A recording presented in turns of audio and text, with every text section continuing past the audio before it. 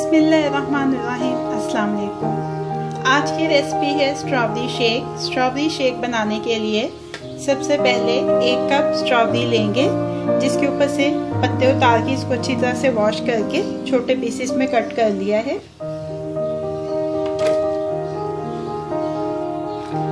4 से 6 ice cubes, 2 scoop strawberry ice cream के,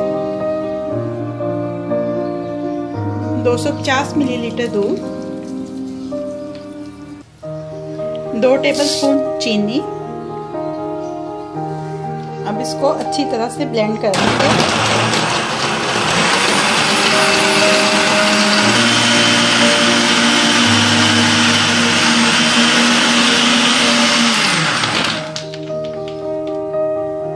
strawberry shake ready हो गया।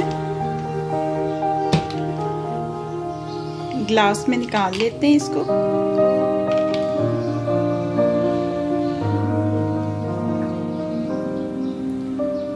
Strawberry shake ready to serve है।